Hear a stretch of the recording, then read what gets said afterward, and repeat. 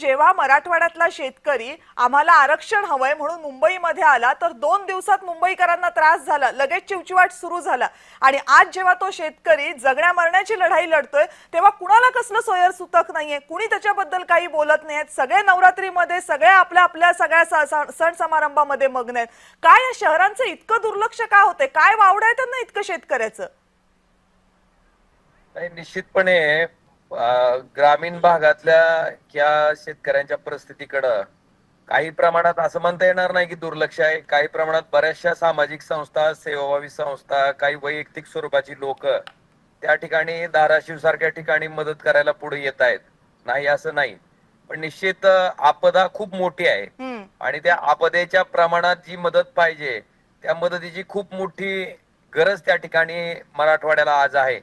आणि निश्चितपणे आपल्या चॅनलच्या माध्यमातून सुद्धा मी सर्वांना कळकळीचं आणि नम्र आवाहन करेन की आज आपल्या त्या पैशाची, त्या वस्तूची, त्या प्रत्येक गोष्टीची सर्वाधिक गरज त्या पुरात सापडलेल्या शेतकऱ्याला आहे। आणि त्याच्यामुळं जितकं म्हणून प्रत्येकाला त्या ठिकाणी पुढे येऊन मदत करता येईल ती प्रत्येकानं त्या ठिकाणी करावी, अशी नम्र निवेदन आणि विनंती मी त्या सर्वांना त्या ठिकाणी करतो। माझ्या पूर्वीच्या वक्त्यांनी जे सांगितलं तीच अवस्था आज आहे।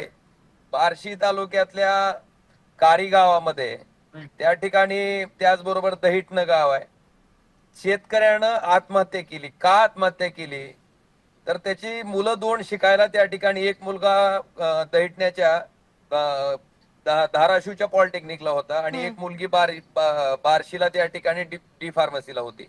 त्या मुलांचा फक्त हॉस्टेलचा राहायचा जो खर्च आहे तो 6-6 हजार रुपये एका महिन्याचा, 12 हजार रुपये त्या दोघांचे।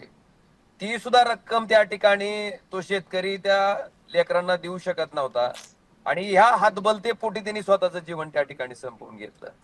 मला आपल्याला सांगायचंय की गौडगाव इथला एक माणूस त्या ठिकाणी पाण्यात वाहून गेला।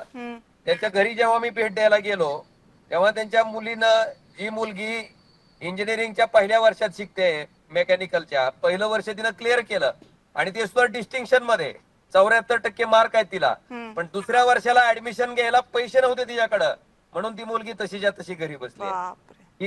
ही त्या घरातली अवस्था। आपल्याला माहिती, आपल्यासाठी की आपण म्हणतो की मुलींसाठी मोफत शिक्षण आपण केलंय, मोफत दिलंय, ही वस्तुस्थिती आहे त्याच्या घरातली। कॉलेजचं व्यवस्थापन, त्या मुलीनं फीस भरल्याशिवाय तिला कॉलेजला अलाउ करत नाही। तिला पैसे नाहीत म्हणून ती शिक्षण घेऊ शकत नाही। हुशार आहे, प्रतिभा आहे, सगळं आहे, फक्त आर्थिक चणचणीमुळे त्या ठिकाणी ती मुलगी शिक्षण घेऊ शकत नाही।